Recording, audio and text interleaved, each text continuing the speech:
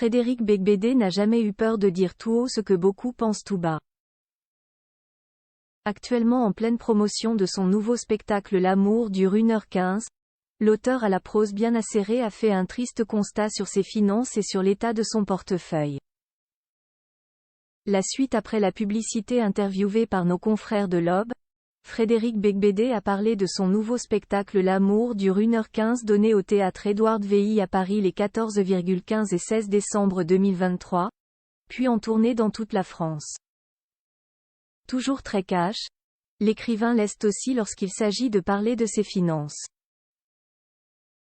Eh bien, moi, je suis un cégétiste de la littérature française. Assume-t-il d'emblée, indiquant rapidement les prix de son spectacle, de 46 à 23 €. Désolé mais j'ai besoin de pognon. Je n'ai pas peur de le dire, j'ai beaucoup vendu de livres dans les années 2000, un petit peu moins dans les années 2010, aujourd'hui ça marche correctement mais ce n'est plus ce que c'était. Ma carrière de cinéaste est au point mort. Ce ne serait pas un problème si on ne me réclamait maintenant les impôts de ma période faste. Un sujet tabou dont il a d'ailleurs tenu à discuter. Non, les écrivains ne sont pas pleins aux as selon l'auteur qui explique. Il y a une chose dont on ne parle jamais parce que c'est un sujet tabou, c'est que les écrivains ont besoin d'argent.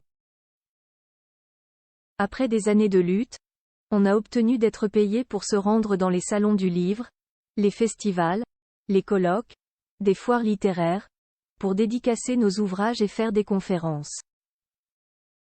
Mais on reçoit 150 ou 200 € en échange. Le métier d'écrivain, pas rentable en France, comparant son métier en France et dans les autres pays du monde, il ajoute, aux États-Unis, en Angleterre, en Allemagne, il y a des book tours, des tournées promotionnelles.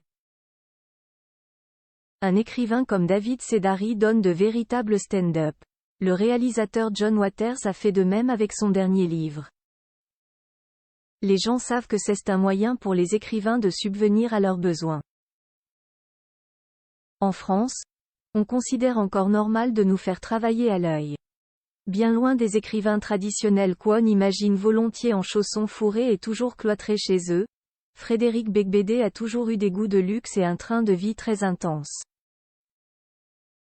Moi, proclame Frédéric Beigbeder, je fais partie d'une autre catégorie, celle des écrivains qui aiment cabotiner, sortir la nuit, rencontrer des gens, qui ont besoin de fraternité.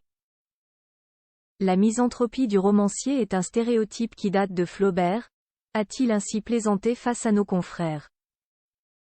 La suite après la publicité.